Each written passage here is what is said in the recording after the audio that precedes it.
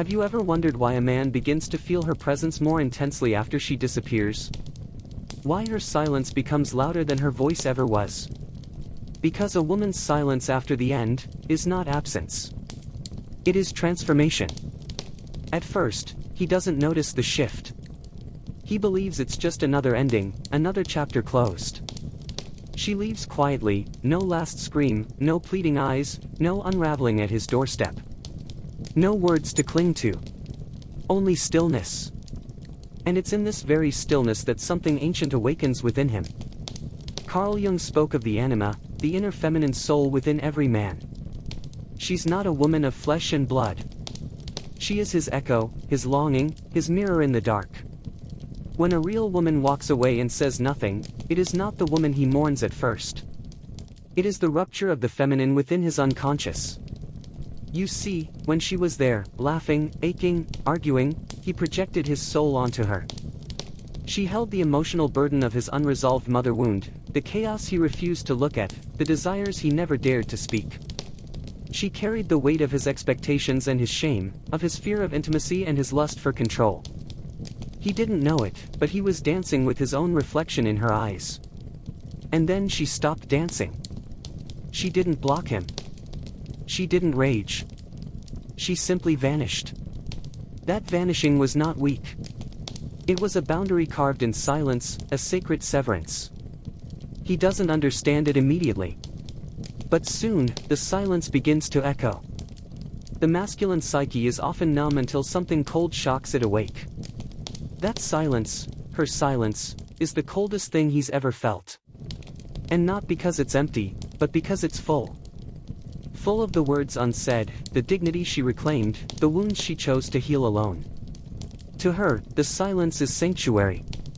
A return to her own soul, no longer defined by his inability to see her. She's not punishing. She's purifying. She no longer performs for his attention. No longer bleeds for his apology. She becomes a mystery not because she hides, but because she is no longer trying to be understood by someone who couldn't meet her depth. And now, he begins to dream. Dreams of her scent, her voice, her gaze. Not the real her, but the her he never fully grasped. She becomes a symbol. A myth. His lost piece. And this is the beginning of his descent. Jung would call this the confrontation with the shadow. When what has been denied rises from the depths. Her absence, wrapped in sacred silence, is the trigger. The unraveling. He thought he left her. But it is she who has now taken up residence in the most private corridors of his psyche. He might search for her in others, louder women, easier women, women who still need saving or taming. But none of them carry the sacred wound she mirrored back to him. None of them taste like unresolved karma. And you, if you've been this woman, know exactly what this silence feels like. It burns. But it also births. It is not passive. It is not a manipulation. It is the active reclaiming of emotional sovereignty. Your silence is not a strategy to win him back. It is a song only you can hear. It is the initiation into a deeper kind of self-respect. You stopped explaining your worth. You stopped justifying your feelings. You stopped begging for crumbs of emotional presence. Because a man who cannot sit with his own pain will never honor yours. And in that realization, the silence becomes sacred. A rite of passage. A spiritual homecoming. Some women scream to be heard. Others learn to whisper only to their soul. But the woman who stays silent after the rupture, she is the one who turns pain into power. She becomes the mirror he cannot look away from, even in her absence. Especially in her absence. It is not about revenge. It's about resonance. He doesn't miss her body. He misses the parts of himself he only saw when she was near. And still, she does not return. But this silence, it is not static. It breathes. It pulses. It grows with time. The longer it stretches, the deeper it penetrates into the wounded masculine mind. Her absence becomes a symbol, not of abandonment, but of an archetypal feminine that he cannot possess, only revere from afar. She is no longer his. But she was never meant to be his. She was meant to be herself. And in this revelation, the man is forced into the beginning stages of individuation, though he may not yet know the name for it. Jung taught that no one becomes conscious without pain. And her silence, so dignified, so unapologetic, is a mirror he cannot avoid. It forces him to look within. To ask what part of him sabotaged this connection. To wonder why he cannot stop thinking about a woman who gave him no closure. But closure is a modern invention. The soul does not need a conclusion, it needs a confrontation. And so he begins to spiral. Not downward into madness, but inward into memory. He remembers the curve of her voice when she said his name. The way her presence softened the edges of the world. The way she saw him, not the mask he wore, but the man underneath. He begins to realize she wasn't asking for too much. She was asking for truth. And he could not give it. Because to give her truth, he would have to give her parts of himself he never dared examine. His boyhood fears. His unprocessed grief. His distorted views of love shaped by a distant father or a wounded mother. She wanted the real him, and that terrified him. So he withdrew.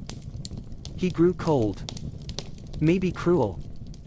Maybe passive. Maybe he disappeared first. But now, she is the one who has truly vanished, and this silence is not a game. It is an initiation. Women like her do not just leave. They ascend. This kind of woman doesn't rebound, she rebuilds. Not for the world to see, but for her soul to breathe. She enters the quiet with no intention of being heard. She goes where the healing happens, into the bones, into the bloodline, into the places of her that once waited for someone else to choose her. She is no longer available for half-love. And still, he waits. Silently. Desperately. Maybe he texts. Maybe he scrolls her social media. Maybe he crafts a message and deletes it before sending. Maybe he convinces himself she'll reach out eventually. But this time, she doesn't. Because the silence has done something irreversible. It has taught her the language of her own intuition. She no longer betrays herself to be understood. She no longer tries to decode the masculine mind to find her place in it. She no longer sees love as a transaction of worth. She has become her own anchor. And in that shift, she steps into something few women ever do, sovereignty. Not independence born of bitterness. Not armor forged in trauma. But sovereignty rooted in consciousness. He might try to return. They always do. But he no longer holds the key. Because what he remembers is a version of her that no longer exists. The woman who waited, who hoped, who asked to be seen, that woman has dissolved into the fire of her own becoming. This is what silence after the ending does. It does not scream for reconciliation. It creates redefinition. And you, if you're listening, must understand, the silence you've chosen is not weakness. It is sacred resistance. It is the womb of your rebirth. When a woman leaves with silence, she does not disappear. She becomes a myth in the psyche of every man who failed to meet her soul. She becomes the ghost of what he could not grasp. The ache in his chest when the world grows quiet. Because the feminine is not loud by nature. It is receptive. Ancient. Mystical. And a woman aligned with her own inner world doesn't need to shout. Her absence says everything. And the deeper her silence grows, the louder it echoes inside him. Not because of who she was, but because of who she dared to become, without him. Eventually, the silence becomes unbearable, not for her, but for him. She has already moved into deeper waters, into the rhythm of a life no longer tethered to his validation. But he, still haunted, walks through his days with a ghost he can't name, a hunger he can't feed. This is not love. It is awakening. Jung taught that we are drawn to the people who show us the parts of ourselves we've disowned. And this woman, this quiet, vanishing force, was a mirror to the parts of him buried beneath years of ego, pride, and performance. Her silence didn't reject him. It reflected him. Because the man who cannot sit with her silence is the man who cannot sit with his own emptiness. And in that stillness, where no new message comes, where no explanation arrives, he is forced, finally, to face the place he always ran from. Himself. She was never trying to destroy him. She was trying to invite him. Into truth. Into depth. Into the painful beauty of emotional presence. But he mistook her vulnerability for weakness. Her emotional clarity for drama. Her longing for connection as pressure. Now, the feminine presence is gone. And with it, the energy that made his world feel vivid. He begins to notice the difference between attention and intimacy. Between control and connection. He remembers how she felt, not how she looked, not what she gave, but how being near her pulled him closer to his own buried truths. And that's the power of the awakened feminine. She doesn't ask you to become more. She simply refuses to accept your less. Women like this don't shout their worth. They embody it. And when they walk away without words, the silence becomes a reckoning. He may try to numb the ache. New women. New distractions. New projects. But nothing fits the shape of the wound. Because the wound is not her absence, it is the confrontation with his own inability to show up. She left, yes. But what really collapsed was the illusion of control. The illusion that he could keep parts of himself hidden and still be fully loved. That he could stay emotionally distant while receiving her intimacy like an entitlement. That illusion shattered in her silence. And for the woman who chose to stay quiet, the journey has not been painless. No. Her silence wasn't a switch, it was a slow, burning, spiritual withdrawal. A mourning not just of the relationship, but of every version of herself that tried to make it work. Every word she didn't speak, every call she didn't make, every memory she tucked back into the corners of her chest, was an act of self-devotion. To resist the urge to explain is one of the most powerful forms of self-mastery a woman can practice. You see, silence after love is not empty. It is full of meaning. It holds everything she learned. Everything she felt. Everything she now refuses to repeat. She isn't punishing him. She is protecting herself. And in that protection, she begins to bloom. Not loudly. Not on display. But inwardly. Deeply. Like the moon, phased, feminine, sovereign. He might sense this. He might even whisper into the void, hoping she'll return to the version of her that still needed his affection to feel whole. But that version no longer exists. Because when a woman chooses herself over the endless loop of hope and hurt, she doesn't go back. She rises. And the most haunting thing he'll ever face isn't her leaving, it's the version of him that could have had her, but didn't know how to receive her. There are men who lose women because of fate. And then there are men who lose women because they weren't ready for the kind of love that demands growth. She didn't need him to be perfect. She needed him to be present. But now, she is present with herself. And her silence sings in the bones of her life. Not as a song of sorrow, but as a hymn of resurrection. The masculine world often mistakes stillness for surrender. But her silence is not an end, it is the beginning of her becoming. The woman who walks away without words walks into the temple of her own rebirth. She learns, in the depth of that silence, that her voice was never meant to convince someone of her worth. It was meant to speak truth into spaces that could hold it. And now, her truth no longer seeks approval. It simply is. Jung once said, "The privilege of a lifetime is to become who you truly are." And that is exactly what her silence cultivates. A return to the essence buried beneath years of performance, pleasing, and quiet toleration of emotional crumbs. In the quiet, she meets herself, not as a role or reflection, but as a being. No longer defined by his moods, his presence, or his absence. She becomes her own center.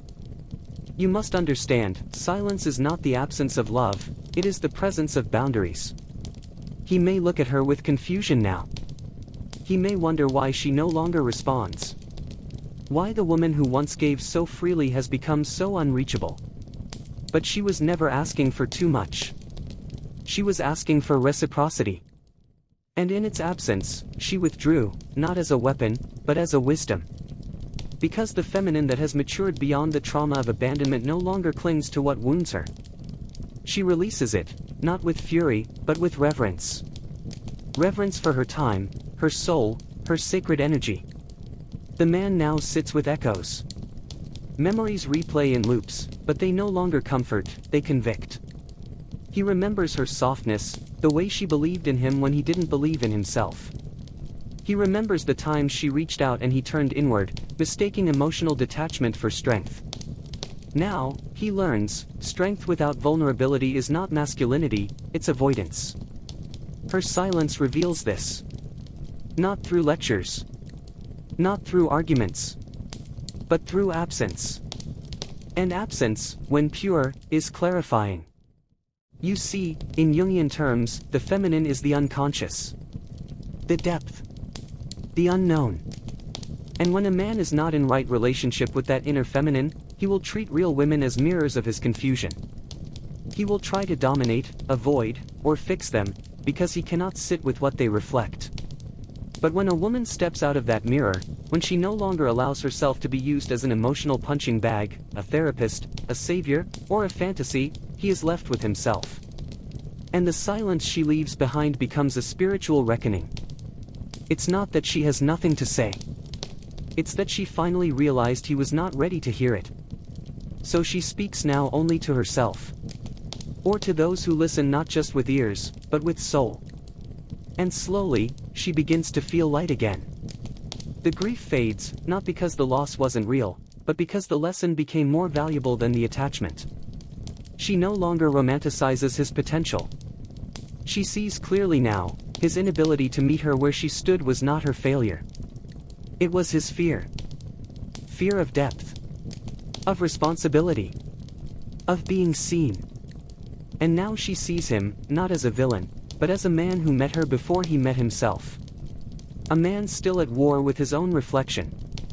She forgives him, not to invite him back, but to free herself.